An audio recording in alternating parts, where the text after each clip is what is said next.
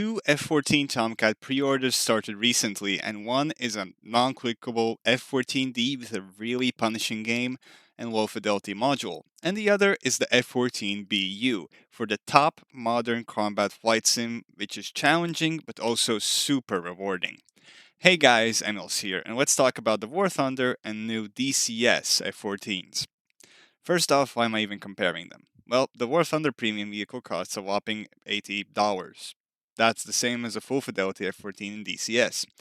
$20 cheaper than the F-14 Ultimate Edition, which adds the F-14BU variant and is quite similar to the D armament-wise. What does that even mean? Well, a full fidelity module has every system modeled, most switches pressable, and in the F-14 you have a backseat companion who will help you in dogfights, weapons use, and will scold you if you land poorly. You literally have to study the aircraft before you can begin to use the jet. So you see why I'm confused. Why would someone buy an $80 plane that will be the same quality as one you could just get in the tech tree, except maybe buffed weapons and the premium bonuses? The War Thunder one gets premium account for 30 days and 3,000 golden eagles, plus unique Titan camo. Now I have spent my fair share of money on War Thunder. A DCS module worth definitely. But that was some time ago, before I discovered DCS and spent way more money.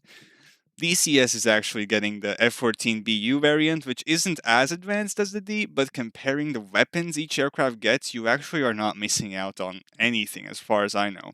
Now, the BU does have a very controversial price tag since this would make it the most expensive DCS module, and I was shocked too.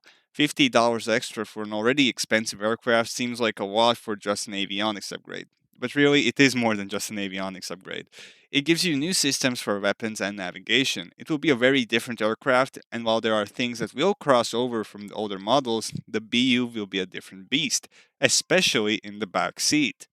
I would have a hard time spending the $50 for the upgrade, but if you don't have the F-14, the 100 for all three variants, the original A and B, plus the BU, doesn't seem that bad. The only other aircraft that I can imagine off the top of my head that has multiple variants is the Mirage F1, but the variants are not very different and it is not as highly detailed as Heatburst F-14. Honestly, I don't care if you spend $100 on DCS or $100 on War Thunder. If you prefer one over the other, and that's fun for you, go for it.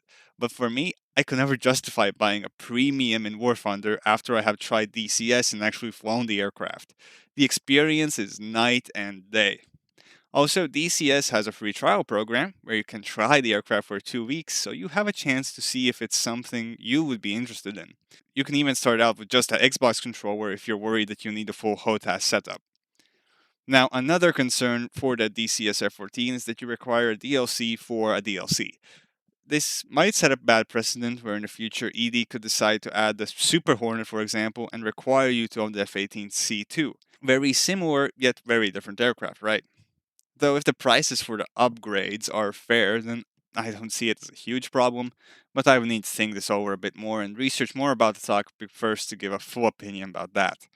Anyway, let me know what you think of the new BU variant, or if you are a War Thunder player that buys top tier premiums, please tell me why. I'm genuinely interested. Alright, that's it for me, and I'll see you guys next time. Bye!